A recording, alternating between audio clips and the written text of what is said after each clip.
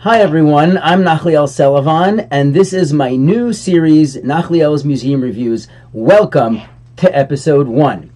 In this series, what I plan on doing is reviewing museums, artifacts, merchandise, and ideas from museums that I've visited around the world.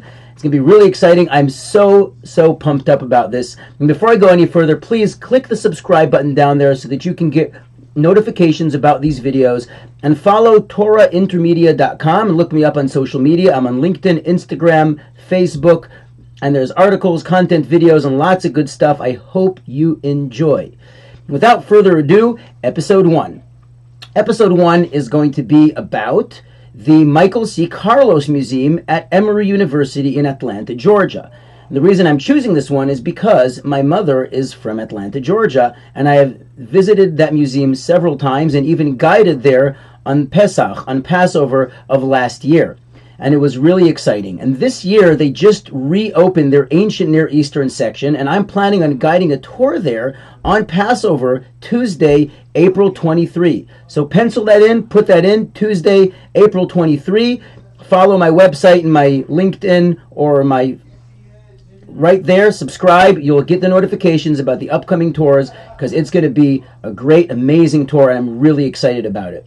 So I would like to review with you for today one interesting thing that you can do and you can use in a way you can engage with family and enjoy yourself, but also engage with family and kids in the museum. Something about the Michael C. Carlos Museum. All the things I'm saying are going to be linked in the description below. The Michael C. Carlos Museum at Emory was founded in 1919, and it was originally called the Emory University Museum. It's a very recognized museum, one of the best museums for archaeology and those sort of things in Georgia.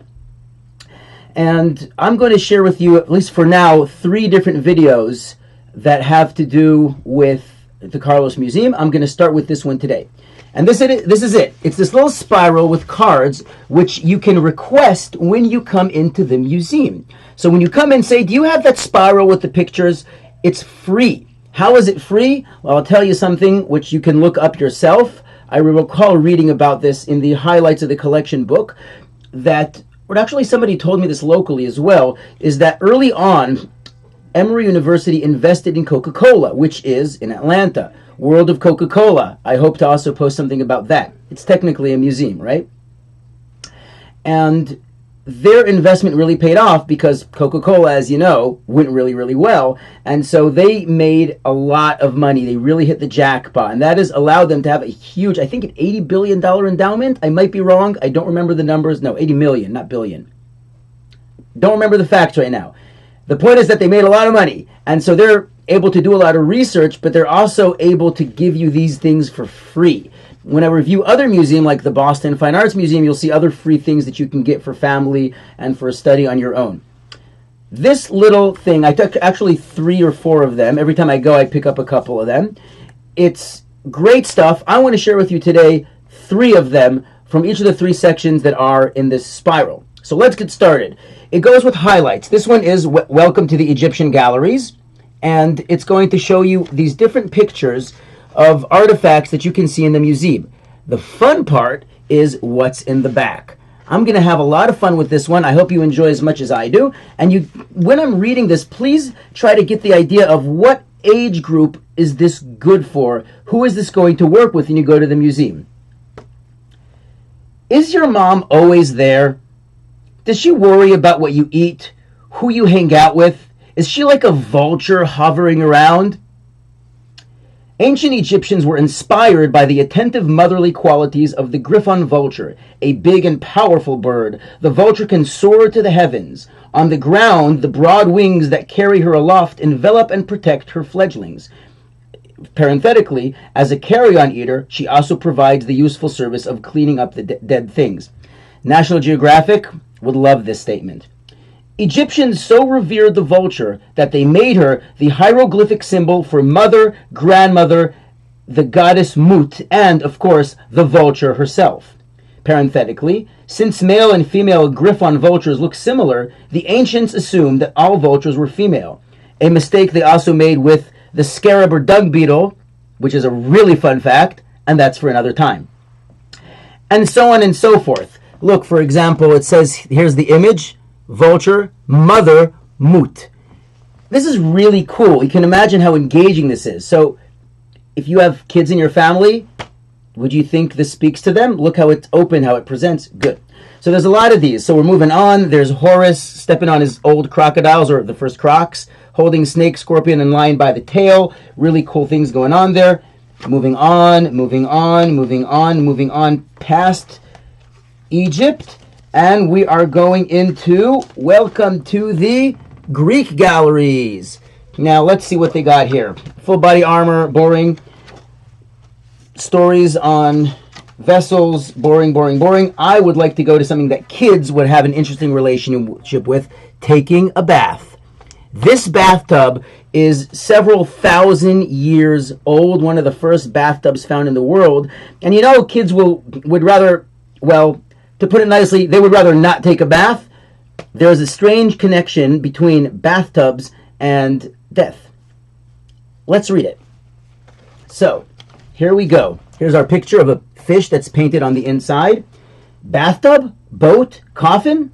You are looking at one of the world's earliest bathtubs, almost 3,500 years old. It also would have served its owner as a coffin, a symbolic boat to carry the deceased across the mythical river Styx from the world of the living to the world of the dead. Since the multiple purposes of the tub boat coffin are all associated with water, waves and sea creatures naturally decorated its form. And it goes on and on to describe the different forms, images, and so on. Though surrounded by Mediterranean seas, Greece is a water-starved land. A freshwater bath was a rare indulgence, a ritual and formal event, and a sign of hospitality offered to the exhausted traveler. In the 8th century BCE, Homer described a bath prepared by maids for the wandering hero Odysseus. Quote, "The fourth one brought in the water, then set about building up an abundant fire underneath the great cauldron, and the water heated. But when the water had come to a boil in the shining bronze, then she sat me down in the bathtub and washed me from the great cauldron, mixing hot and cold, just as I wanted, and pouring it over shoulders and head, to take the heart-wasting weariness from my limbs." Book 10, lines 357 to 364. Bathtub, keep it clean, keep it real, keep it alive. Fascinating. Let's move on, shall we? Moving past Greece. This amphora, by the way, is about my height. Moving on, this one as well is quite massive. And finally, last but not least, welcome to the Asian galleries. Let's have some fun, shall we? Do you know who this is? I'm assuming you do know, so I'm not going to do that. Let's move on, move on. The elephant. This is going to be a lot of fun. Let's do this. It's quite a tragic story, actually, and I'm not sure that National Geographic, hashtag NatGeo, would really agree with how elephants were used in the story. But it's a story. Let's move on. One of the hundreds of Hindu deities, the elephant-headed Ganesha, is amongst the most beloved. Known as the Lord of Auspicious Beginnings and the Remover of Obstacles, his familiar image can be found near the entrance to Hindu homes, temples, and shops, and even on the dashboard of cars. Speaking of Remover of Obstacles, my friend who goes regularly to India told me that he's actually seen elephants walking through the forest and just clearing anything in their path, including trees. You wonder why it's called a tree trunk? See the elephant wrap its trunk around the tree and uproot it and throw it out of the way. Or think of the Jungle Book, the elephants. So yes, clear of obstacles. Why does he have the head of an elephant? One story tells us that the goddess Parvati created a son from a paste of ground lentils and turmeric to keep her company while her husband, the great god Shiva, was away meditating in the mountains. Funny note, the word Shiva in Hebrew means coming back. Apparently he didn't come back for a long time, if you catch my drift. One day, she instructed her husband, wrong line. One day she instructed Ganesha to guard the doorway so that she could bathe in privacy. We're kind of connecting cultures there, the big Greek bath and Indian. Okay. While Ganesha was keeping watch, Shiva returned home. Shiva did Shiva, he came back. But the dutiful boy, obeying his mother's orders, refused to let him in. Furious that this unfamiliar child would deny him entry to his own home, Shiva sliced off Ganesha's head with his trident. Ooh. Parvati was devastated and begged Shiva to restore life to her son, but the power of the strike had flung the boy's head far away and it could not be found. So Shiva took the head of the first living creature he saw, an elephant, and placed it on Ganesha's body, returning the boy to life. And then it goes on to give you instructive details on how to look at this statue of Ganesha and to notice different things. Isn't this amazing? If only they could make this for the Met. You know, I actually want to do this one day, to make something like this. I have to speak to them about rights, but to produce something like this, which can even be used for Jewish history, ideas, highlights, I just got to find a sponsor. But one day, I hope we'll be able to do this. Now, that's it for today. This is episode 1 of Nachliel's Museum Reviews, reviewing something that you can get for free at the Michael C. Carlos Museum at Emory University in Atlanta, Georgia. Please subscribe to get more of these videos. I'm excited to share with you also episode 2 and 3. They're also going to be about the Carlos Museum.